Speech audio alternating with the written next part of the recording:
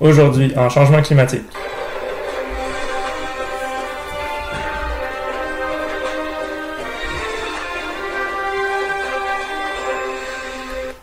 Le destin précaire du pulsar japonais. Le 5e rapport du groupe d'experts intergouvernementaux sur l'évolution du climat le mentionne. L'influence de l'homme sur le système climatique est clairement établie, et aujourd'hui les émissions anthropiques de gaz à effet de serre sont les plus élevées jamais observées. 90% du total d'énergie emmagasinée au sein du système climatique en 1971 et 2010 se trouve dans les eaux océaniques, et seulement 1% se trouve dans l'atmosphère. Une hausse de la température moyenne des océans pourrait modifier la composition chimique des eaux et ainsi nuire aux écosystèmes marins. Ce phénomène peut déjà se faire sentir, notamment sur la population du pulsar du Japon, soit un type de sardine vivant dans les eaux ouest du Pacifique. En effet, la taille de sa population est étroitement liée au changement de régime climatique de l'océan. Les conditions environnementales requises au développement de la larve en eau côtière joueraient un rôle sur la variabilité du nombre de sardines juvéniles à rejoindre les masses de population en eau plus éloignées. Les produits halieutiques sont une grande ressource alimentaire pour satisfaire les besoins des Japonais, étant donné le faible potentiel agronomique et d'élevage du pays.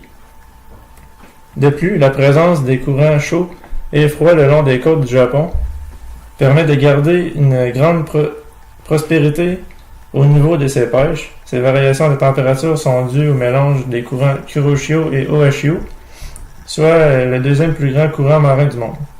Ce dernier circule selon une rotation horaire entre les Philippines et le Japon. Ce courant joue un rôle semblable à celui du Gulf Stream. Il transporte les eaux chaudes tropicales vers les régions polaires au nord.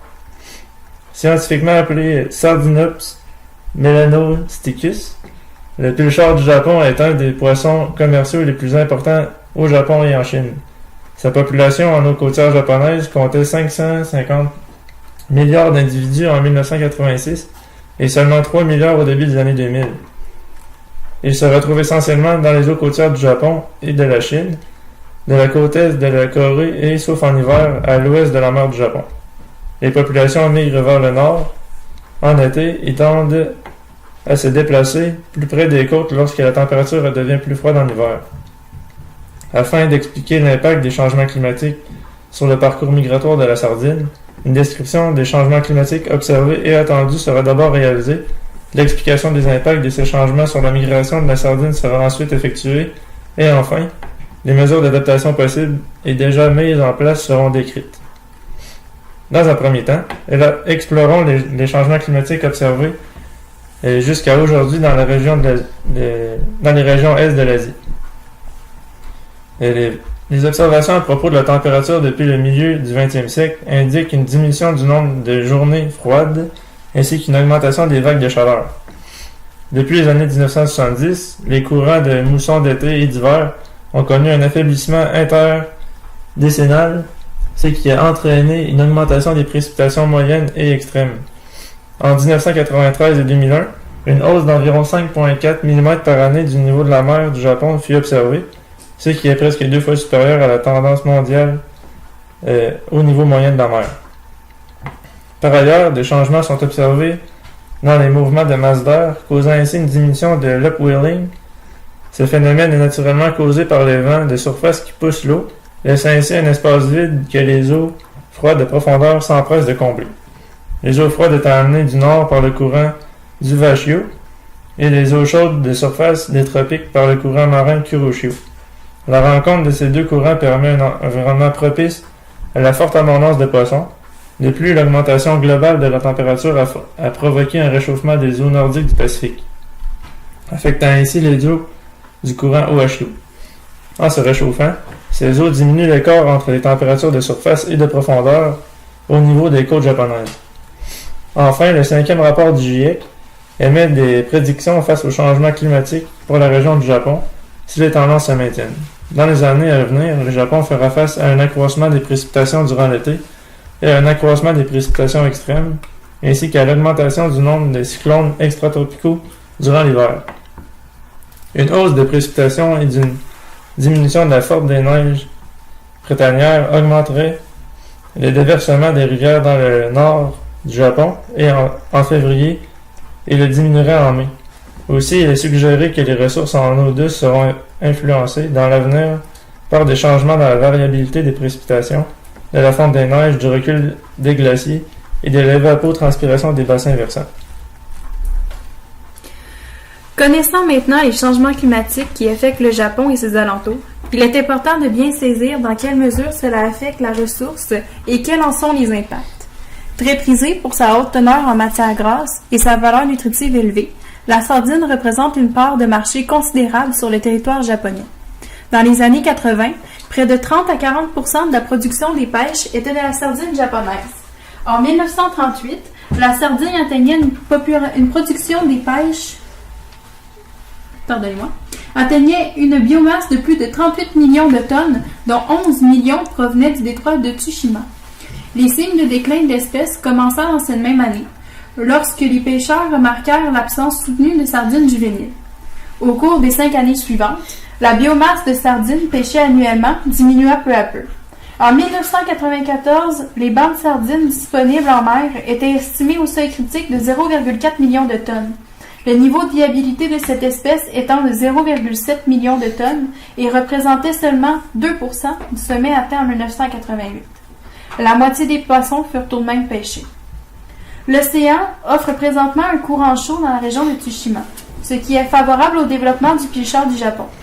Pourtant, ce petit poisson accumule un retard et tarde à revenir en force d'année en année. Il devrait pourtant se retrouver en grand nombre, comme ce fut le cas pour ces 2 derniers pics de population de 1930 et 1980. En temps normal, l'anchois et la sardine s'échangent les mêmes aires de vie en conséquence de la température. En temps froid, c'est l'anchois qui devient roi. En effet, ce dernier devient plus vivace lorsque l'eau diminue de quelques degrés. La sardine cède donc sa place et attend un retour de temps plus douillet. Quand la température devient plus chaude, la sardine reprend la niche écologique progressivement délaissée par l'anchois. Ce cycle se perpétue à chaque nouveau changement de température des courants marins. Depuis les années 90, les courants de l'Oyashio et du Kuroshio se réchauffent. Cependant, l'anchois ne désengorge pas les filets et la sardine prend du recul alors qu'elle devrait rayonner. La réponse à ces phénomènes est loin d'être simple. Une partie de l'énigme trouve réponse dans la pêche. Effectivement, durant la montée de l'anchois, les quotas de la sardine n'ont pas diminué.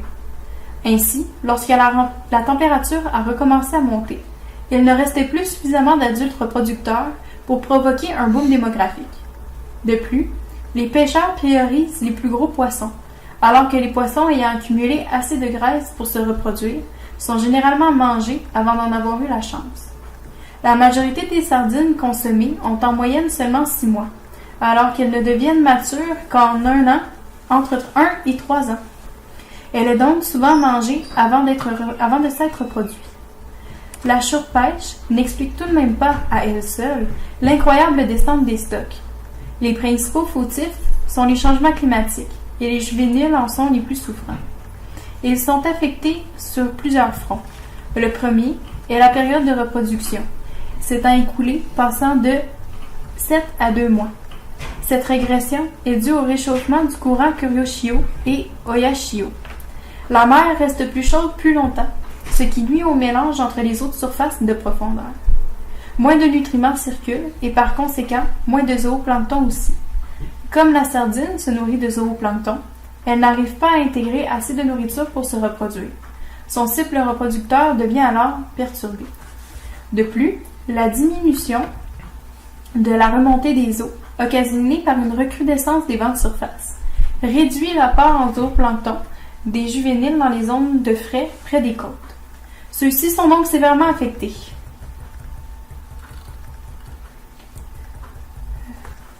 Dorénavant, nous en connaissons un peu plus sur les changements climatiques observés sur le Japon, en plus des impacts que ceux-ci ont sur les populations de sardines dans la mer Est du Japon.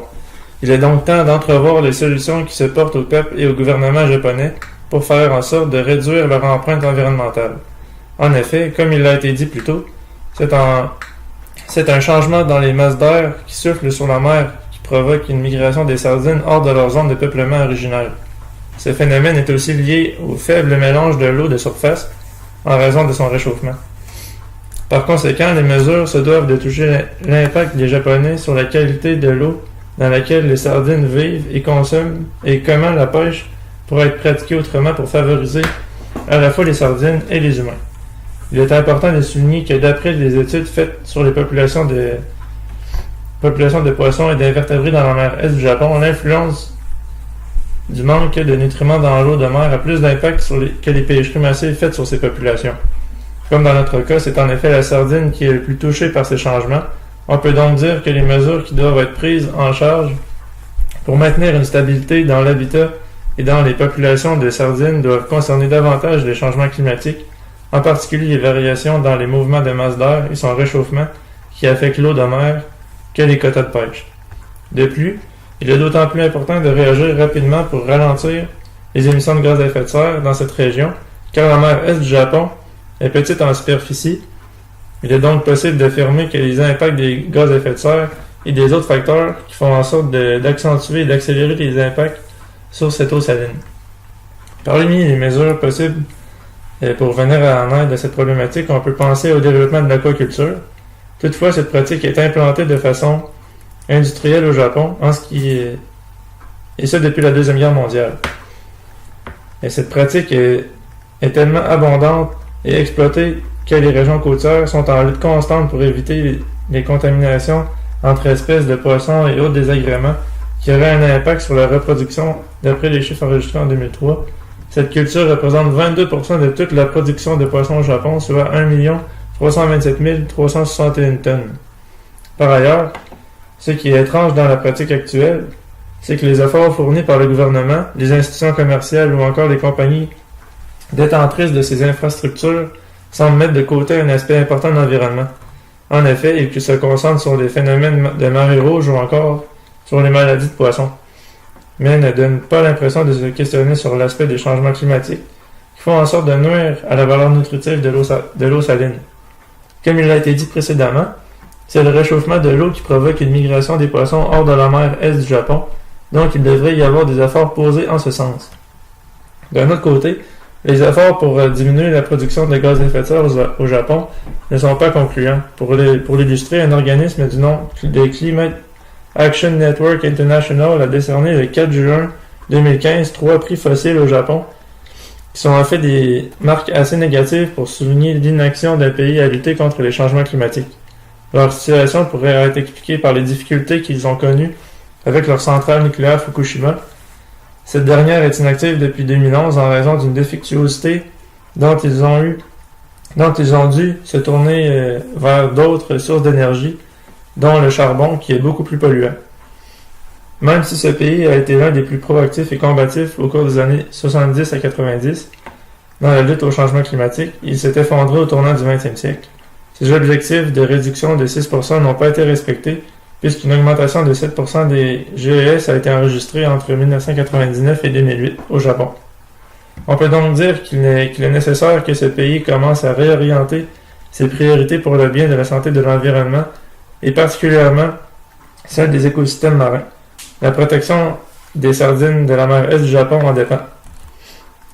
Donc pour conclure, les changements climatiques sont au cœur de la dynamique de pêche japonaise. Plus précisément, ces bouleversements impactent les populations de poissons comme la sardine. Dans le passé, tout comme de nos jours, les principaux changements observés ont été les changements de température, en particulier de l'eau de mer de surface, dû à une présence marquée de CO2, et d'autres facteurs tels que les courants Kuroshio et Oshio. Les typhons et les cyclones se voient aussi amplifiés lorsqu'ils touchent les côtes, en plus d'une augmentation des précipitations en temps de mousson. Par ailleurs, les impacts de ces changements climatiques ne sont pas sans conséquences. Les populations des sardines ont été influencées par des pêches excessives, et ce, en période de faible démographie du pêcheur du Japon. Aussi, le phytoplancton dont la sardine se nourrit est moins nombreux en eau chaude, ce qui fait en sorte d'influencer les populations de ce poisson tant recherché.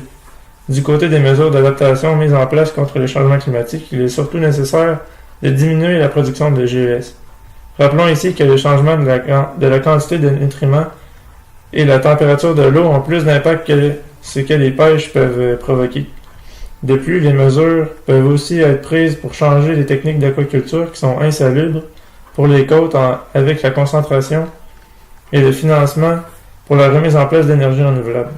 Malgré les embûches rencontrées par le Japon dans le passé, des actions devront être mises de l'avant pour lutter contre les changements observés et prédits. Il est certain que l'aide internationale, surtout financière, sera nécessaire pour remettre le Japon en état de marche éco-responsable. Avec tous ces efforts mis de l'avant, c'est assurément la Sardine qui sera une des plus heureuses.